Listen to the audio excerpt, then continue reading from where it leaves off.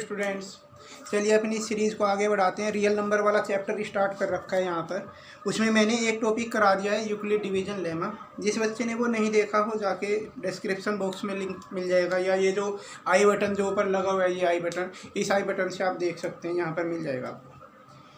खैर next topic हमारे पास है यूक्लिड डिवीजन एल्गोरिथम। अब ये लेमा एल्गोरिथम वो था यूक्लिड डिवीजन लेमा, ये था यूक्लिड डिवीजन एल्गोरिथम। अब डेफिनेशन तो इनकी आपकी एनसीईआरटी की बुक के पेज नंबर 4 पर सबसे ऊपर लिखी हुई है, वहाँ से पढ़ लोगे। बुकिश लैंग्वेज का फ़ायदा क्या है? सिंपल लेमा क्या था? यूक्लिड जो एक मैथमेटिशियन थे, उन्होंने अपना एक फार्मूला बनाया दिया था, उसी फार्मूले को उन्होंने लेमा कह दिया। बुक में डेफिनेशन भी लिखी हुई है, प्री प्रूव्ड स्टेटमेंट होती है।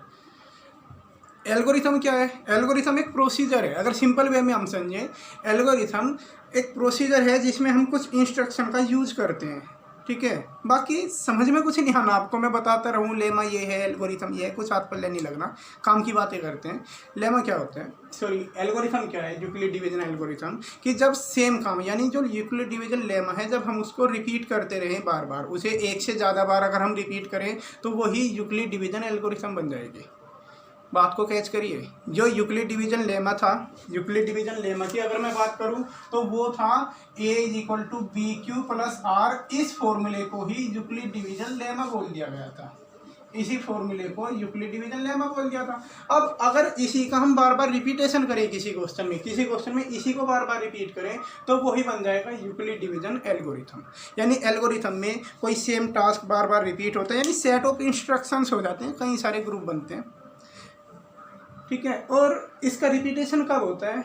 इसका रिपीटेशन होता है जब आप डिवीजन मेथड से एचसीएफ फाइंड करते हैं। लॉन्ग डिवीजन मेथड से एचसीएफ फाइंड करना आपको आता होगा। अगर ये लगभग 6 या 7th क्लास में सिखाया जाता है लॉन्ग डिवीजन मेथड से एचसीएफ फाइंड करना। मैं एक क्वेश्चन में आपको एचसीएफ फाइंड करके दिखाता हूँ 2 नंबर का डिवीजन मेथड से, आपको थोड़ा सा याद आ जाएगा। और उसमें फिर बताऊंगा कि ये वाला जो फॉर्मूला है ये बार बार रिपीट कैसे हुआ है उसमें, ठीक है। इसका हम साइड में यहाँ पर रिपीटेशन लिखेंगे और इसी का बार बार जो रिपीटेशन लिखेंगे उसी को बोलेंगे यूक्लिड डिवीजन एल्गोरिथम। ओके, पहले एक एचसीएफ फाइंड करके देखते हैं डिवीजन मेथड से।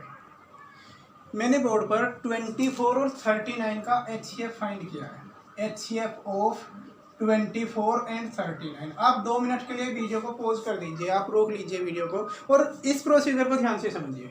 ये आपको पहले से आता होगा। डिवीजन मेथड से जब एचसीएफ फाइंड करते हैं तो क्या किया जाता है कि बड़े नंबर को पहले छोटे से डिवाइड कर दिया जाता है। आप 39 को 24 से डिवाइड कर दो। डिवाइड करने पर जो रिमाइंडर बचेगा, फिर उस रिमाइंडर को हम डिवाइजर बना देंगे। इसे हम डिविडेंड बना देंगे, जो पहले वाला डिवाइजर था। फिर हम डिवाइड करेंगे, फिर से जो रिमाइंडर बचेगा फिर इस वाले को यहाँ पर ले आएंगे, फिर डिवाइड करेंगे। और यही प्रोसीजर बार बार रिपीट होता है और ये डिवीजन ही तो रिपीट हो रहा है। और ये वाला जो फॉर्मूला, जो लेमा वाला जो फॉर्मूला लिखा हुआ था, वो डिवीजन का ही तो फॉर्मूला लिखा हुआ था। मतलब कुल मिलाकर यहाँ पर यही प्रोसीजर रिपीट होता है और ये काम आपने पहले भी किया है, बस आपको पता नहीं था कि यही वाली चीज़ यूक्लिड डिवीजन एल्गोरिथम होती है। अब इसे ही एल्गोरिथम की फॉर्म में हम कैसे रिप्रेजेंट करेंगे, उससे पहले बस आप एक बात सोचो कि इसमें ये बताओ एचसीएफ कितना आया। इसमें आपको पता होना चाहिए कि इसमें एचसीएफ इस वाले नंबर को बोला जाता है। एचसीएफ बोलते हैं इसमें इस नंबर को, यानी कि एचसीएफ यहाँ पर 3 आ जाएगा, है कि नहीं। एचसीएफ यही होता है, यानी जो लास्ट डिवाइजर जो होगा, लास्ट डिवाइजर उसे एचसीएफ बोलते हैं। और अगर हम इसकी बात करें तो ये सेकंड लास्ट, ध्यान से सुनिए, मैं कह रहा हूँ लास्ट डिवाइजर को एचसीएफ बोलते हैं।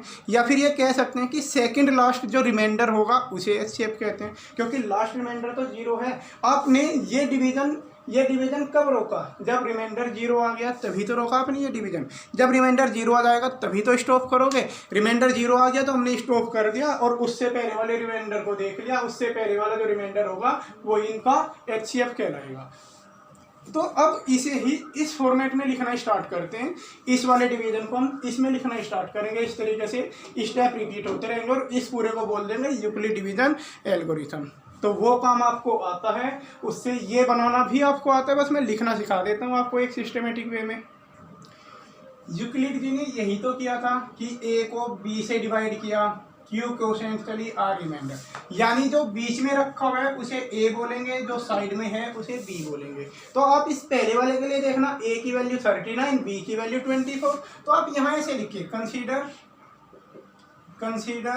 a = 39, b इक्वल टू 24 और आप लिख दोगे 39 इक्वल टू, इसके अकॉर्डिंग लिखिए 39 इक्वल टू क्या होगा 24 मल्टीप्लाई 1 प्लस 15, 24 मल्टीप्लाई 1 प्लस 15। आपने क्या किया 39 को 24 से डिवाइड किया, वंजा चली आपकी और 15 रिमाइंडर बचा यहाँ पर। तो हमने 39 को लिखा 24 मल्टीप्लाई 1 प्लस 15, ये तो 39 हो गया आपका। ये पहला स्टेप हो गया। अब आप इसमें ये देखिए क्या रिमाइंडर 0 बचा, क्या रिमाइंडर 0 बचा, क्योंकि जब रिमाइंडर 0 बच जाएगा तभी स्टॉप होना है हमें। अभी रिमाइंडर 0 नहीं बचा तो इसे लिख दो यहाँ पर कि since remainder is not equal to 0, ये लिख दिया हमने। तो फिर रिपीट करो वापस। अब ये जो है अब आप क्या करोगे, इस 15 से आप 24 को ही तो डिवाइड करने वाले हो। 15 से 24 को डिवाइड करोगे, 15 1 जा 15 और ये बचेगा आपका 9। यानी आप ये कह सकते हो कि a की वैल्यू 24, फिर लिखोगे now consider a equal to 24 and b equal to 15। We have क्या मिलेगा हमें, a इक्वल टू 24 और b इक्वल टू 15 लेकर 24 इक्वल टू, यहाँ से उठाओ, यहाँ से 24 इक्वल टू 15 मल्टीप्लाई 1 प्लस 9। रटना नहीं है, ये काम आप सबको आता है और इसी को हम यूक्लिड डिवीजन लेमा बोल रहे हैं। रटना नहीं है कुछ भी, बस ये लिख दिया हमने।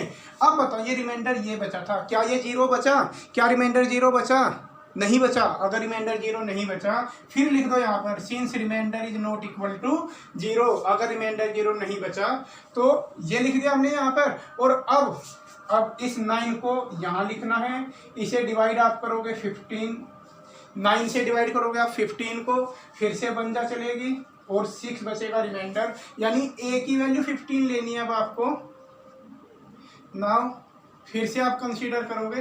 अब आप एक बात बताइए, एक चीज़ नोटिस करिए, क्या बिल्कुल सेम प्रोसीजर नहीं रिपीट कर रहे हैं हम, बार बार इसी फॉर्मूले को हम रिपीट कर रहे हैं। और सेम प्रोसीजर इस यूक्लिड डिवीजन लेमा का जो रिपीटेशन है इसी को बोल दिया जाता है यूक्लिड डिवीजन एल्गोरिथम। तो ये एल्गोरिथम ही चल रही है, कुछ स्पेशल नहीं है, ठीक है। a की वैल्यू 15, b की वैल्यू 9, a की 15 b की 9। तो फिर से हमने यहाँ से उठाई value 15 equal to 9 multiply 1 plus 6।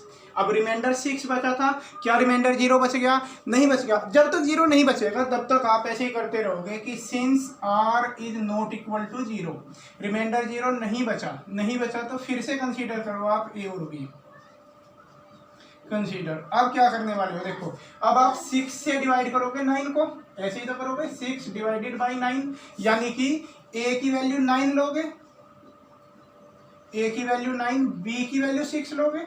अंदर वाला a होता है, बाहर वाला b। डिवाइड करोगे 1 जा चलेगी, यहाँ पर 3 बच जाएगा रिमाइंडर। ओके, इसे आप इस वाले से उठाइए 9 इक्वल टू लिखा जाएगा 6 मल्टीप्लाई 1 प्लस 3। अब क्या रिमाइंडर 0 बचा, नहीं बचा। फिर 0 नहीं बचा तो फिर लिख दो कि since r is not equal to 0। जब 0 नहीं बचा तो उसके बाद आप क्या करने वाले हैं, अब आप इस 3 को यहाँ रखोगे और 6 को अंदर, 3 से आप 6 को डिवाइड करोगे, 3 2 जा 6, रिमाइंडर बच जाएगा 0। अब फिर से हमने डिवीजन लेमा के हिसाब से लिखे तो 6 इक्वल टू लिखा जाएगा 3 मल्टीप्लाई 2 प्लस 0। तो आप लिख दो, नहीं सबसे पहले क्या लो, consider a equal to 6 b equal to 3। और अब डिवीजन लेमा के अकॉर्डिंग लिखा जाएगा 6 equal to 3 into 2 plus 0, 3 into 2 plus 0। अब क्या रिमाइंडर 0 बच गया रिमाइंडर 0। तो लिख दो since r equal to 0 so stop here. अब यहाँ पर रुक जाइए, आप आगे और कुछ नहीं करना खाना आपको, ठीक है, रुक जाइए, स्टॉप हो गया। अब HCF क्या होगा, HCF होगा लास्ट रिमाइंडर, यानी इससे ऊपर रिमाइंडर कितना बचा था, यहाँ पर 3 था, ठीक है। तो HCF हो जाएगा 3, HCF इक्वल टू 3। तो ये पूरा का पूरा जो हम बार बार एक ही काम को रिपीट करते रहे, इसी को बोला जाता है यूक्लिड डिवीजन एल्गोरिथम। तो जब भी आपसे कहे कि यूक्लिड डिवीजन एल्गोरिथम से एचसीएफ फाइंड करिए, तो फाइंड तो आप ऐसे ही कर लोगे, साइड में रफली आप फाइंड कर लोगे, ये काम आपको आता होगा। बस इसका ये साज सज्जा करनी है, डेकोरेशन करना है, बस आपको बार बार लिखना है। लिखने की लैंग्वेज आप 1-2 क्वेश्चन लिखोगे, लिखना आ जाएगा आपको, डिफ़िकल्ट नहीं है, लिख लोगे आप बड़े आराम से। जैसे मैंने आपको बताया, पूरे वीडियो को एक बार रिपीट करके देखना, सारी चीज़ें आ जाएंगी समझ में। वीडियो का यही फ़ायदा होता है, एक बार में कम समझ में आएगा, फिर आराम से बैठ के ईयरफोन लगाकर पूरा वीडियो ध्यान से फिर एक बार और देखोगे, पूरा क्लियर हो जाएगा। कोई प्रॉब्लम हो तो कमेंट कर दीजिएगा, उसको देख लेंगे। ओके, तो इसमें पिछले में हमने देखा यूक्लिड डिवीजन लेमा, इसमें देखा हमने एल्गोरिथम। इसी के अकॉर्डिंग आप एक्सरसाइज 1.1 का फर्स्ट क्वेश्चन बिल्कुल सेम इसी मैनर में करोगे। सेकंड, फोर्थ और फिफ्थ में करा चुका हूँ, थर्ड क्वेश्चन बाद में देखेंगे। ओके, तो एक्सरसाइज 1.1 कंप्लीट कर लीजिएगा। अगर किसी बच्चे को कुछ भी प्रॉब्लम लगे तो मुझे कमेंट जरूर कर दीजिएगा। एक टीचर को तभी पता चलता है अपनी कमी जब उसे बच्चे बताते हैं कि हाँ सर यहाँ ये चीज़ नहीं पता चली। जो भी है आप एक बार कमेंट करिएगा, ठीक है। अच्छा है तब भी, बुरा है तो ज़रूर करिएगा। एनीवे, देखने के लिए थैंक्स।